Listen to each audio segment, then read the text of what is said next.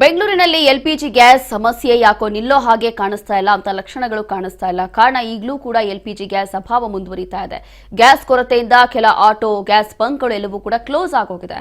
Gas ಸಿಗೋ auto gas ಬಂಕ್ಗಳ ಮುಂದೆ ಜನ ಕ್ಯೂ ನಿಲ್ತಿದ್ದಾರೆ, ಆಟೋ ಚಾಲಕರು ಕ್ಯೂ ನಿಲ್ತಿದ್ದಾರೆ. ಆದರೂ ಕೂಡ ಅವರಿಗೆ ಗ್ಯಾಸ್ ಸಿಗ್ತಾ ಇಲ್ಲ. ಹೋರಾಟ ಮಾಡ್ತೀವಿ, ಪ್ರತಿಭಟನೆ ಮಾಡ್ತೀವಿ ಅಂತ ಹೇಳಿ ಮುಂದಾಗ್ತಿದ್ದಾರೆ.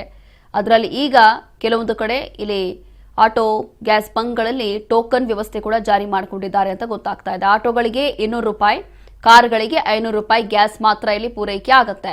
ಗ್ಯಾಸ್ ಸಿಗ್ತಾ ಇದೆ ಅಂತ ಹೇಳಿ ಇಲ್ಲಿ ಮುಂಚಿತವಾಗಿ ಫಿಲ್ ಮಾಡಿಸ್ಕೊಳ್ಳೋದು ಇದೆಲ್ಲವೂ ಕೂಡ ಮಾಡ್ತಾ ಇದ್ರು. ಯಾವಾಗ ಗ್ಯಾಸ್ ಕೊರತೆ ಉಂಟಾಗಬಹುದು ಅನ್ನುವಂತ ಒಂದು ಸೂಚನೆ ಸಿಕ್ತು. ಅದಾದ ನಂತರ ಹೇಗೆ ಇದೀಗ ಎಲ್ಪಿಜಿ ಗ್ಯಾಸ್ ಅಭಾವದಿಂದ ಕೆಲವೊಂದು ಆಟೋ ಗ್ಯಾಸ್ ಬಂಕ್ಗಳಲ್ಲಿ ಟೋಕನ್ ವ್ಯವಸ್ಥೆಗಳನ್ನು ಮಾಡಿಕೊಂಡಿದ್ದಾರೆ. ಟೋಕನ್ಗಳನ್ನು ತಗೊಂಡು ಕ್ಯೂ ನಿಂತ್ಕೊಂಡು ಗ್ಯಾಸ್ ಅನ್ನ ಫಿಲ್ ಮಾಡಿಸ್ಕೊಳ್ಬೇಕಾಗತ್ತೆ. ಈಗ ಇಂಥ ಪರಿಸ್ಥಿತಿ ಸದ್ಯಕ್ಕೆ ಈಗ ಬೆಂಗಳೂರಿನಲ್ಲಿ ಆಗಿರುವಂಥದ್ದು. ಗ್ಯಾಸ್ ಸಿಗೋ ಆಟೋ ಗ್ಯಾಸ್ಗಳ ಮುಂದೆ ಈ ರೀತಿಯಾಗಿ ಆಟೋ ಚಾಲಕರು ಕಿಲೋಮೀಟರ್ ಗಟ್ಟಲೆ ಕ್ಯೂ ನಿಲ್ತಿದ್ದಾರೆ. ಮತ್ತೊಂದು ಕಡೆ ರಾಜ್ಯ ಸರ್ಕಾರದ ವಿರುದ್ಧ ಆಕ್ರೋಶವನ್ನು ಹೊರಹಾಕ್ತಿದ್ದಾರೆ. ಆದರೆ ರಾಜ್ಯ ಸರ್ಕಾರ ಇದಕ್ಕೆ ಕೇಂದ್ರ ಸರ್ಕಾರವನ್ನ ದೂರ್ತಾ ಇದೆ. ಇದು ಕೇಂದ್ರದ ಕೆಲಸ, ನಮ್ಮ ಕೆಲಸ ಅಲ್ಲ. ಕೇಂದ್ರ ಸರ್ಕಾರ ಏನ್ ಮಾಡ್ತಿದೆ ಅದಕ್ಕೆ ಪರ್ಯಾಯ ವ್ಯವಸ್ಥೆ ಅವ್ರು ಮಾಡಬೇಕು, ನಾವು ಮಾಡಬೇಕಾಗಿರೋದಲ್ಲ ಅಂತ ಹೇಳಿ ಸಿದ್ದರಾಮಯ್ಯ ಅವರು ಹೇಳಿದ್ರು.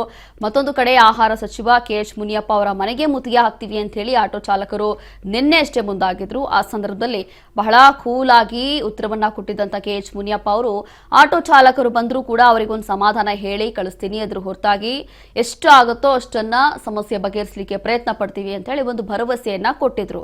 ಆದ್ರೆ ಆ ರೀತಿ ಏನು ಆಗ್ತಾ ಇಲ್ಲ.